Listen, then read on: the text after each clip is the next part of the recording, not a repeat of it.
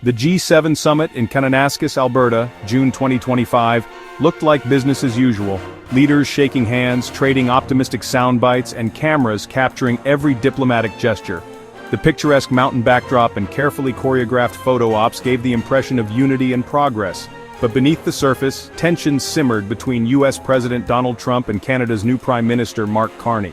Their body language told a different story. Stiff handshakes, forced smiles, and sidelong glances that hinted at deeper disagreements. The summit, intended to foster cooperation and address global challenges, instead set the stage for a dramatic escalation in trade tensions.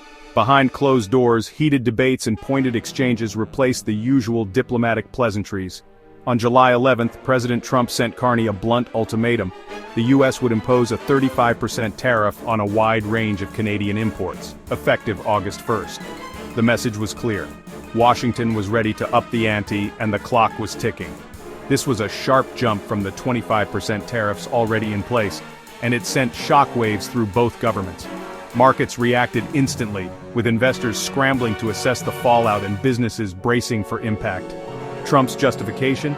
Canadian trade barriers, fentanyl trafficking, and dairy tariffs, claims quickly challenged by both Canadian officials and US data.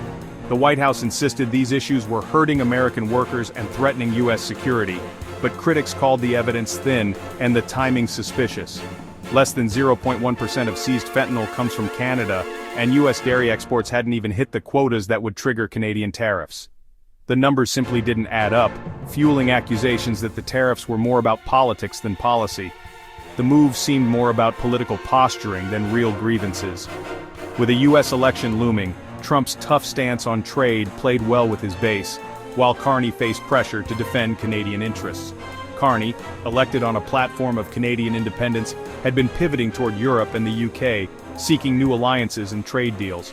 Meanwhile, Trump doubled down on tariffs as a foreign policy tool, determined to show strength on the world stage. The result? Two leaders on a collision course, each pursuing conflicting national agendas, unwilling to back down. The G7's diplomatic smiles masked a looming economic storm. Behind the scenes, alliances were fraying and trust was eroding. The world watched as two of the closest allies prepared for a trade showdown. The uncertainty rippled far beyond government halls, touching businesses, families, and communities on both sides of the border.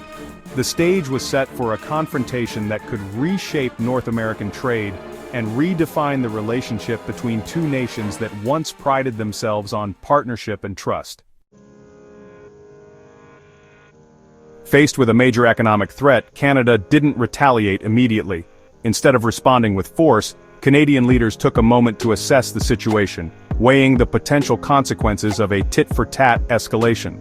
Ottawa paused its planned tariff hikes on US metals, signaling a desire to de-escalate and negotiate.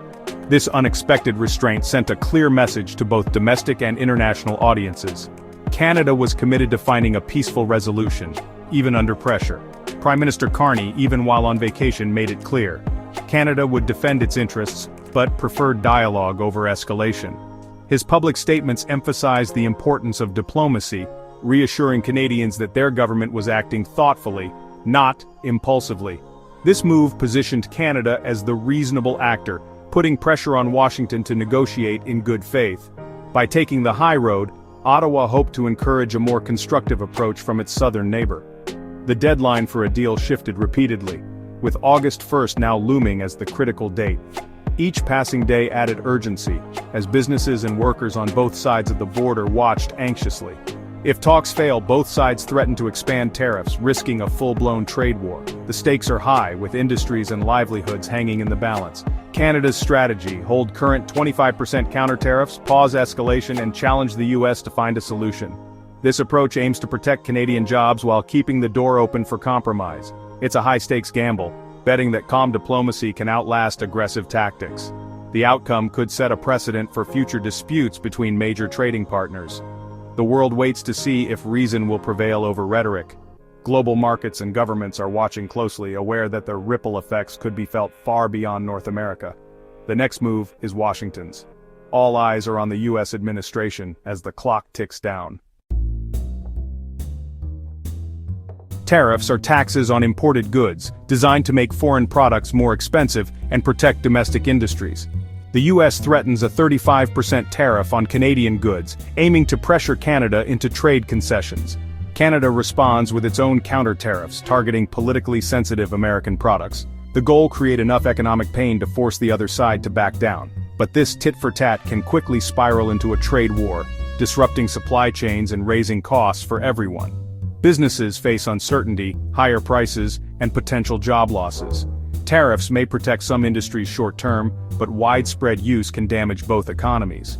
The real risk: a cycle of retaliation that hurts workers and consumers on both sides. In the end, tariffs are a blunt instrument, effective for leverage, but costly if overused. The stakes are high, and the fallout is real. Trade wars aren't just about numbers. They hit real people. Behind every statistic are workers, families, and business owners whose lives are upended by shifting policies and economic uncertainty. For U.S. manufacturers relying on Canadian steel, a 35% tariff means higher costs, tough choices, and possible layoffs. Companies must decide whether to absorb the extra expense, pass it on to customers, or cut jobs to survive. Canadian lumber exporters face lost orders and job cuts as their products become uncompetitive in the U.S. Entire communities that depend on forestry are left wondering how they'll make ends meet. These aren't just statistics. They're families facing mortgage payments and uncertain futures. The stress of not knowing if a paycheck will come next month weighs heavily on households. American farmers and distilleries targeted by Canada's counter-tariffs see their exports drop, threatening rural communities. Generations of hard work and tradition are put at risk as markets dry up. The very workers tariffs claimed to protect often end up as collateral damage. Instead of security, they face pink slips and shrinking opportunities. Uncertainty poisons business investment. Companies delay hiring and expansion, unsure if the rules will change overnight. Plans for growth are shelved, and innovation stalls as businesses wait for clarity. Cross-border supply chains are disrupted, slowing economic growth on both sides. Factories struggle to get parts, and delivery delays ripple through entire industries. The chilling effect is widespread: opportunities lost, prosperity stalled. Small towns and big cities alike feel the pinch as businesses close and jobs disappear. The human cost of a trade war is measured in lost jobs, shuttered businesses, and dreams deferred. Each closed door represents a story of ambition cut short. Every tariff decision ripples through communities, far beyond the negotiating table. The impact lingers long after headlines fade. The stakes are personal, not just political. For many, it's about keeping the lights on and food on the table. In this battle, ordinary workers bear the brunt. Their resilience is tested every day as they navigate a world shaped by decisions far beyond their control. Under pressure, Canada's leaders closed ranks. Across party lines, premiers and federal officials presented a united front, signaling to Washington that this was a national, not partisan fight. Ontario Premier Doug Ford, despite political differences with Carney, called for Team Canada unity to protect jobs and industries. British Columbia's David Eby went further, publicly challenging Trump's claims and rallying Canadians against what he called economic bullying. High-level meetings were set to coordinate strategy, ensuring all provinces backed the federal government. This unity made Canada's negotiating position stronger and harder for the U.S. to fracture. The USMCA was supposed to guarantee stable, tariff-free trade across North America. Now, Trump's new tariffs threaten the very foundation of the deal, leaving businesses unsure which rules still apply. Billions invested in cross-border supply chains are suddenly at risk. If the U.S. can sidestep the agreement, faith in the pact and future cooperation erodes. The USMCA's 2026 review looms, and current tensions could shape its fate. Markets reacted instantly, with stocks dropping on fears of a trade war. Instead of stability, the USMCA faces its toughest test yet. The future of North American trade hangs in the balance. The Canada dispute is just one front in a global shift. In 2025, the Trump administration wielded tariffs as its main weapon, targeting not just Canada but dozens of countries. The U.S. moved away from multilateralism, favoring power-based bilateral showdowns. Sweeping tariffs hit Brazil, copper imports, and more, destabilizing global supply chains. Allies and rivals alike now wonder if they're next. For Canada, this means both pressure and opportunity. By building new alliances with Europe and the UK, it can reduce reliance on the US. In a world of unpredictable American trade policy, diversification is now a necessity. The global context makes Canada's response more strategic and more urgent. As the August 1st deadline nears, who holds the upper hand? The US has size, but Canada's integration into American supply chains gives it leverage. Canada's unity and calm response have won it diplomatic high ground.